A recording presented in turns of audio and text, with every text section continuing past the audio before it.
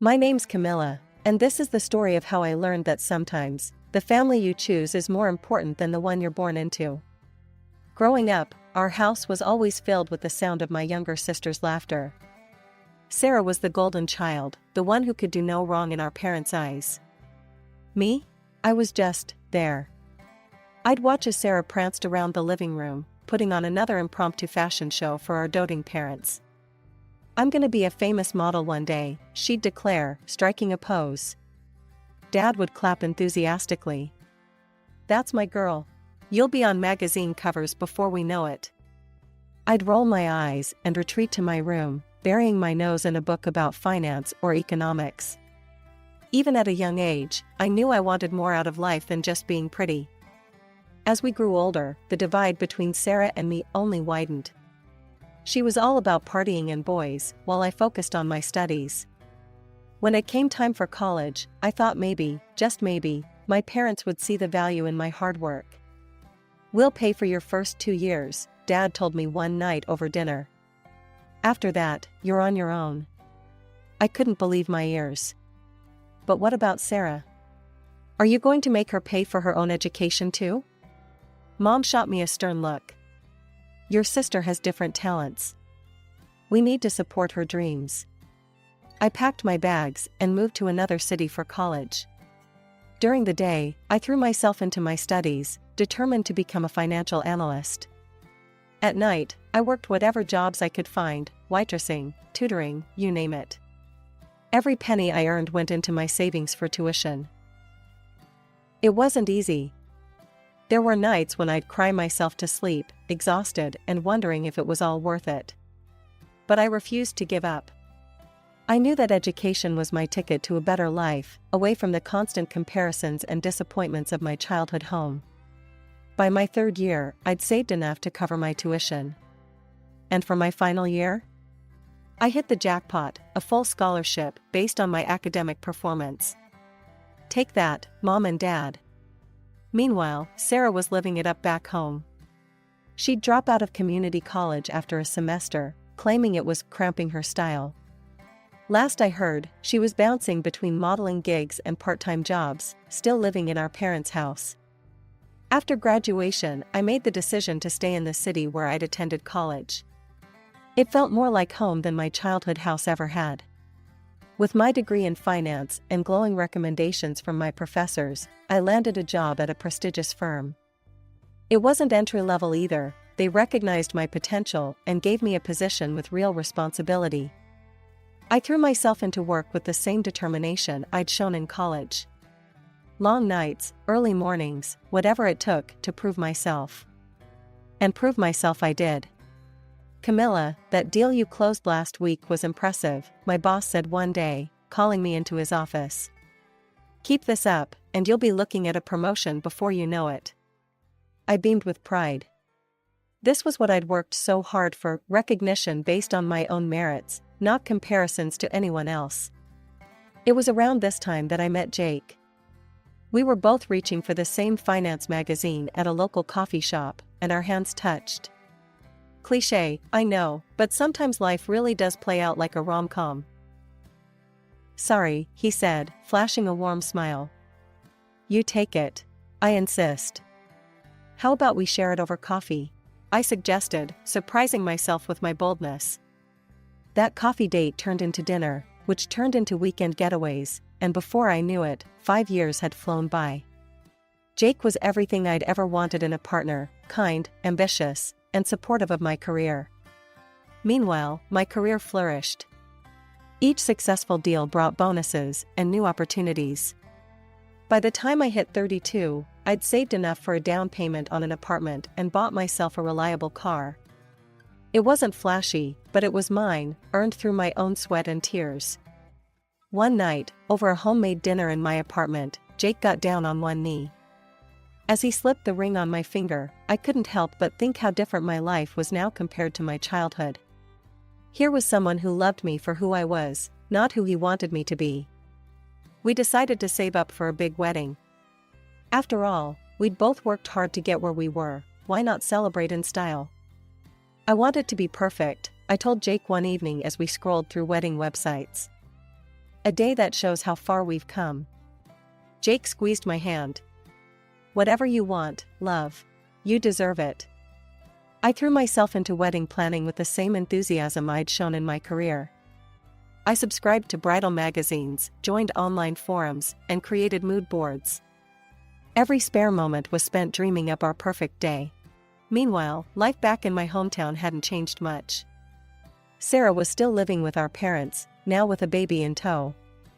The father, some guy she'd dated for a few months, had disappeared as soon as he'd heard the news. "Your sister needs our help," Mom said during one of our rare phone calls. "It's not easy being a single mother." I bit my tongue, holding back the retort that Sarah had made her own choices. Instead, I simply said, "I'm sure she'll figure it out." "That's the problem with you, Camilla," Mom sighed. "You've always been so cold towards your family." The accusation stung, but I refused to let it get to me. I'd spent too many years trying to win their approval. Now, I was focused on building my own life, my own family with Jake. One ordinary Tuesday, as I was reviewing some financial reports at work, my phone buzzed with an email notification. The sender's name made my heart skip a beat, Sarah. With a mixture of curiosity and apprehension, I opened it. What I saw made my blood run cold. It was a scanned copy of our parents' will. As I skimmed through the legal jargon, one fact became crystal clear: Sarah was the sole heir to everything our parents owned. My hands shaking, I dialed my mother's number. She picked up on the third ring. "Mom, what's this will Sarah sent me?" I demanded, trying to keep my voice steady. "Why am I not included?" There was a pause on the other end of the line. When she spoke again, her tone was defensive. "Camilla, you're doing well for yourself. You have a good job, an apartment, a car. You don't need our money."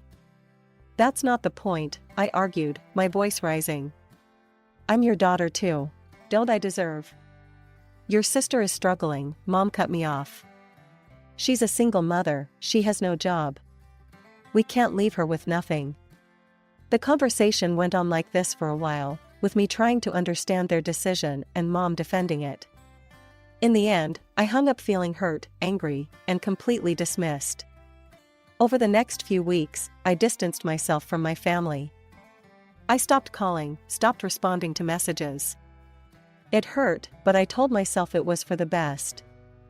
I had my own life now, my own family with Jake. I didn't need their approval anymore. But just as I was starting to feel at peace with my decision, life threw another curveball my way. It was a quiet Sunday afternoon. Jake and I were lounging on the couch, flipping through wedding venues online, when my phone rang. It was my mother again.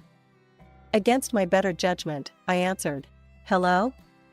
"Camilla," my mother's voice was strained, almost panicked. "I need surgery. Urgently. The insurance won't cover it all, and we need money." I closed my eyes, bracing myself for what was coming next. "How much?" $22,000, she said quietly. The amount hit me like a punch to the gut. It was a large chunk of what Jake and I had saved for our wedding. I glanced at Jake, who was watching me with concern. I need to think about this," I told her. "I'll call you back." After I hung up, I filled Jake in on the situation. He listened thoughtfully, then said, "It's your decision, babe. But if it were my parents, I'd want to help." I nodded, torn between my lingering resentment and the desire to do the right thing. Finally, I called my mother back. "I can help," I said. "But I want to do this properly. I'll open a bank account and transfer the money there. You can pay me back gradually." To my surprise, my mother balked at the idea. No, we need cash." "Can you bring it in person?" Something about her insistence on cash set off alarm bells in my head. "Mom, I can't take time off work right now. But I can pay the hospital directly if you give me the details." "No," she said quickly. I don't understand all these modern banking things." "Please, Camilla. Cash would be easiest." I was confused and a little suspicious, but I pushed those feelings aside. This was my mother's health we were talking about. Okay, I said finally. I can't come myself, but Jake can bring the money. Is that all right? She agreed, and we made the arrangements.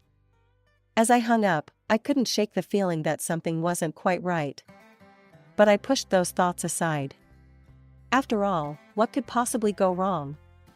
Jake left early the next morning, a briefcase containing $22,000 in cash securely tucked under his arm. I kissed him goodbye, a knot of anxiety twisting in my stomach. I asked him to be careful and to call me as soon as he was done. He nodded, giving me a reassuring smile, promising he had everything under control. Hours later, my phone buzzed with a text from Jake, informing me of his arrival. I held my breath, waiting for his call. When it finally came, Jake's voice was filled with a mix of emotions as he recounted the events of his visit. Upon arriving at my parents' house, Jake found that neither of my parents was home. Instead, he was greeted by my sister, Sarah. Jake explained the purpose of his visit, stating that he had brought money intended for my mother. Sarah informed him that our mother had been admitted to the hospital and our father had gone to visit her. She explained that they were borrowing this money to pay for our mother's operation. Despite the unexpected turn of events, Jake handed over the money to Sarah. After completing this task, he quickly excused himself and left. When Jake returned home, I was eager to hear about his trip. As he walked through the door, I rushed to greet him. "Thank you for doing this, Jake. I'm sure it will help my mom a lot." "There's something else," Jake added, looking a bit uncertain. Sarah wasn't alone in the house. There was a guy there, looked like he was living there. I blinked in surprise. A guy? Living there? Mom never mentioned Sarah had a boyfriend, let alone one who moved in. Jake shrugged. "Yeah, he seemed pretty comfortable. I was surprised too." I sat back, processing this new information. It was strange that my mother hadn't mentioned Sarah's boyfriend, but I brushed it off as just another example of our poor communication. "Well, I'm just glad we could help with Mom's operation," I said finally. "I hope she recovers quickly." As we sat there on the couch, I felt a mix of emotions. I was worried about my mother's health, but also grateful that we had been able to help. The presence of Sarah's boyfriend at my parents' house was unexpected, but I decided not to dwell on it. After all, my family's well-being was what mattered most right now.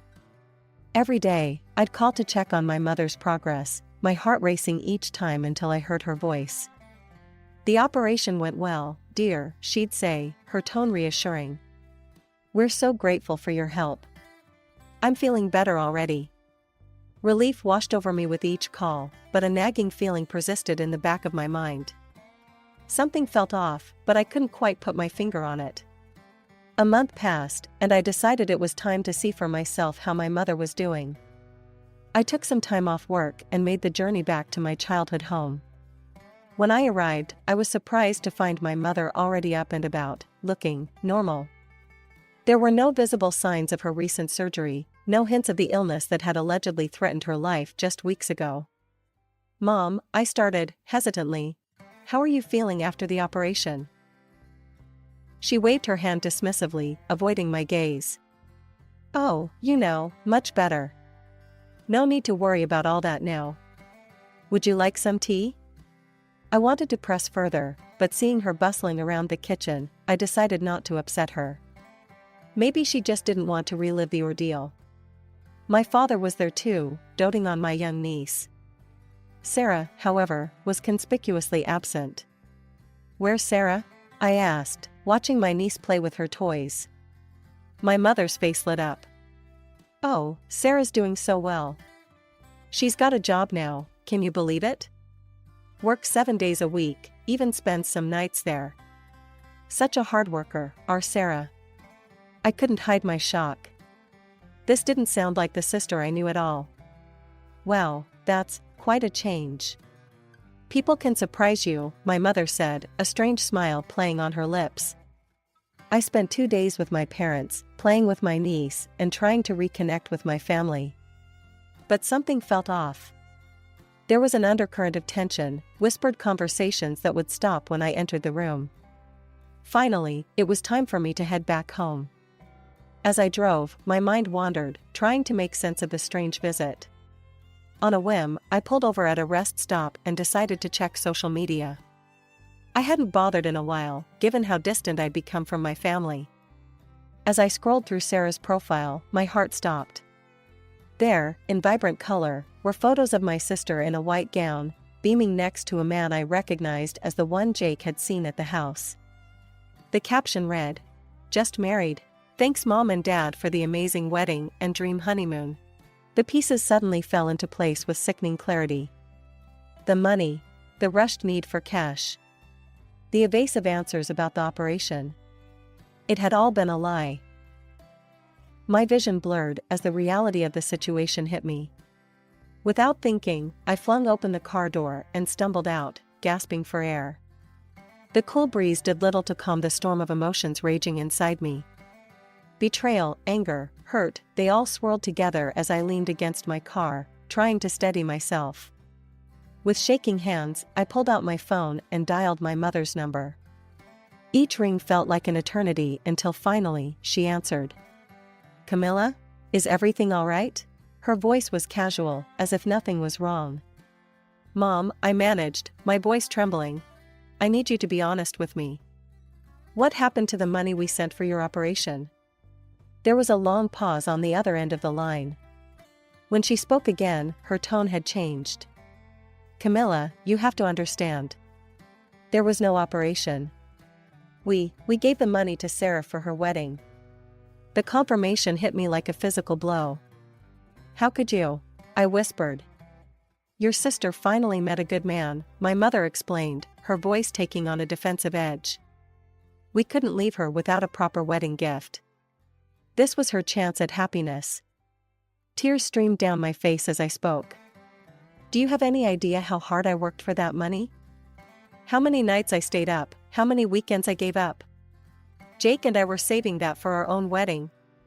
There was a moment of silence before my mother responded, her voice cold and indifferent. "You're smart, Camilla. You can always earn more." Her callous response sparked a fire of anger within me. "I want the money back," I demanded. "All of it, now." To my shock, my mother laughed. It was a harsh, mirthless sound that sent chills down my spine. "Oh, Camilla," she said, her voice dripping with condescension. "You can't prove you gave us any money." "What?" I gasped. "Jake brought it to you. He gave it to Sarah." "Did he now?" My mother's voice was sickeningly sweet. "That's not how I remember it. If you try to take this to court, I'll tell them your boyfriend is a fraud. That he took the money for himself and never gave us a cent." I felt like I was going to be sick. You wouldn't." "Try me," she challenged. "It's your word against ours, dear.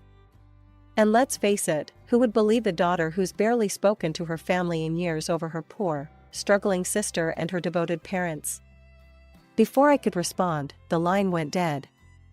I stared at my phone in disbelief, my mother's words echoing in my ears. The depth of their betrayal was staggering. Not only had they lied to me, stolen from me, but now they were threatening to paint Jake as a criminal if I tried to get the money back. I slumped against my car, my legs no longer able to support me. How had it come to this? My own family, the people who were supposed to love and support me unconditionally, had manipulated and betrayed me in the worst possible way.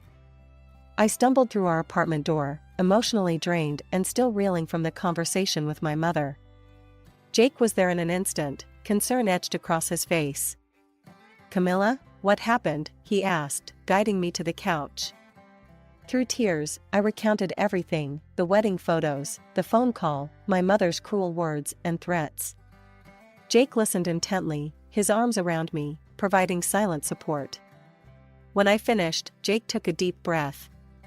"I had a feeling something wasn't right about that whole situation," he said softly. "That's why I took some precautions." Jake stood up and retrieved his laptop. "I bought a hidden camera before I went to your parents' house," he explained. "I had a hunch we might need proof of what happened." My eyes widened as Jake pulled up a video file. There on the screen was Jake, handing over the cash to Sarah. Clear as day, we could hear Sarah counting the money and stating it was for our mother's operation. "Jake," I whispered, "you're brilliant." He squeezed my hand. "With this, we can prove what really happened. Your mother can't deny it or threaten to accuse me of fraud." The next day, we met with a lawyer. After reviewing our evidence, she was confident we had a strong case. "It won't be a quick process," she warned us. "These things take time. But with this video, I believe we'll win." As we left the lawyer's office, Jake turned to me.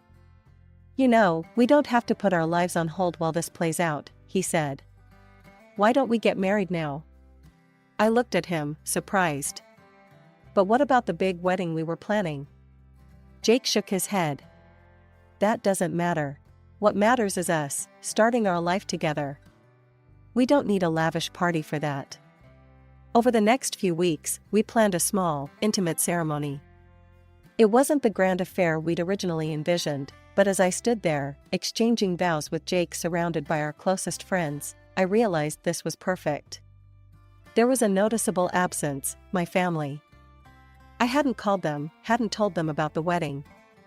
As much as it hurt, I knew it was for the best. As Jake and I shared our first dance as a married couple, I felt a weight lift off my shoulders. Yes, there was still a legal battle ahead, and the pain of my family's betrayal was still fresh. But here, in this moment, surrounded by people who truly loved and supported me, I felt hope for the future. Months passed, and our lawsuit against my mother finally went to court. As we presented our evidence, including Jake's video recording, I could see the shock and disbelief on the judge's face. My mother's attempts to paint us as liars crumbled in the face of irrefutable proof. The day the verdict was announced, my phone rang. It was my mother. "How dare you," she hissed, her voice dripping with venom. "After everything we've done for you, this is how you repay us? You ungrateful child."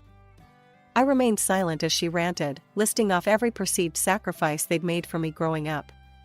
Her words, once capable of cutting me to the core, now felt hollow. "I hope you're happy," she spat. "As of this moment, you are no longer my daughter. You're dead to me." The line went dead before I could respond. I stood there, phone in hand, feeling a mix of pain and, surprisingly, relief. The court ordered my mother to repay the $22,000. I later learned she had to take out a loan to cover it. Life moved on. Jake and I focused on our careers and our life together, leaving the drama of my family behind. But news still trickled in through mutual acquaintances. Sarah's marriage, it seemed, was far from the fairy tale she'd envisioned. She and her husband stayed with our parents, turning the house into a constant party zone. Neighbors complained about the noise and drunken behavior. It all came to a head when Sarah's husband, in a drunken rage, tried to kick my parents out of their own home. The police were called, and the ugly truth of their situation was laid bare for all to see. The final straw came when Sarah lost custody of her daughter due to her negligent behavior. My parents, finally seeing the destruction Sarah had wrought, kicked her and her husband out. They took in their granddaughter, determined to give her the stable home Sarah couldn't provide. Just when I thought that chapter of my life was closed for good, my phone rang with a familiar number. Against my better judgment, I answered. "Camilla?" My mother's voice was softer than I'd heard it in years. "I miss you." I said nothing, waiting for the other shoe to drop. It didn't take long. "We need your help," she continued. "With raising your niece. It's hard, and we're not as young as we used to be." As she spoke, a sense of déjà vu washed over me. History was indeed repeating itself. Where once they'd favored Sarah over me, now they were trying to rope me into caring for her child. "I'm sorry," I said, my voice firm. "I can't help you." "But she's your niece," my mother protested. "Don't you care about family?" I took a deep breath. "My niece is innocent in all this, and I hope she has a good life. But you haven't changed. You're still trying to use me to fix your mistakes." "I won't do it. Don't call me again." I hung up and immediately blocked her number, along with those of my father and Sarah. As I set the phone down, I felt a weight lift off my shoulders. Jake found me on the balcony later that evening, staring out at the city lights. "Everything okay?" he asked, wrapping his arms around me. I leaned back into his embrace. "Yeah," I said, surprising myself with how much I meant it. "I think it finally is." We stood there in comfortable silence, watching the world go by.